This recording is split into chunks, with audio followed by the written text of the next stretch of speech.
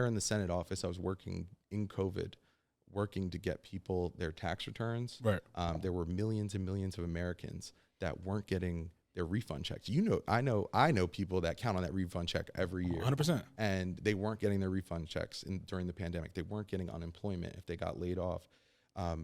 My job was to handle the Bureau of Prisons portfolio for the senator. So I was overseeing things that were happening in prisons around the country, but here in the state of New Jersey as well. We were responsible for making sure that they got masks, they got the vaccinations, they got what they needed so COVID wouldn't spread rampantly in prisons. A lot of people don't realize that Fort Dix, there's a federal prison there. Right. It's not like your typical prison that you think of in a movie where there's like individual cells and lockup and things like that.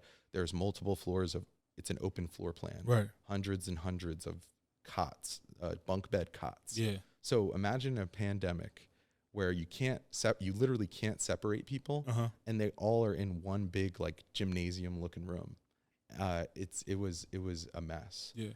But I don't want to go too far down that hole. The point I'm trying to make is when I was with Senator Booker's office, I was responsible for returning up to $7 million back to New Jersey residents.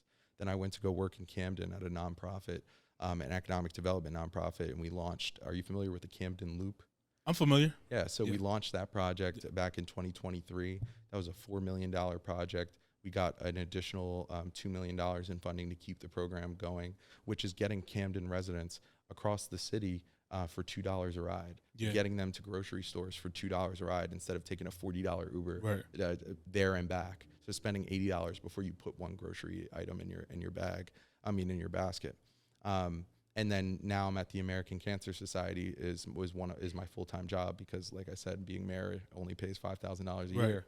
And I am their government relations director, where I work in Trenton to pass policies that benefit people fighting cancer and their families. And we've gotten policies passed that address medical debt, working on a policy right now that eliminates co-pays for prostate screening exams because we're seeing younger Black men get prostate cancer at an early age.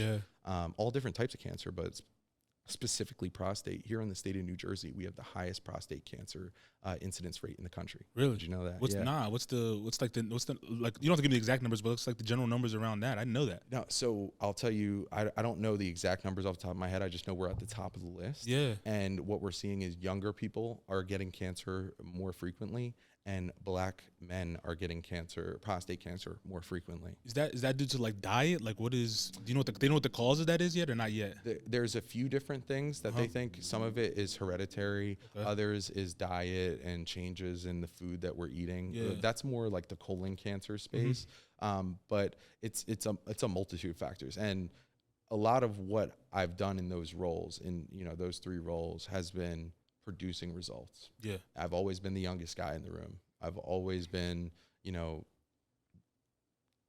at a table with a bunch of 50-year-old, often white men that are making some decisions, and they look over at me and they're like, what is this guy doing here? Yeah. But what I tell folks, and what I told folks back when I was running for council at age 23, I said, it's not about the years of experience.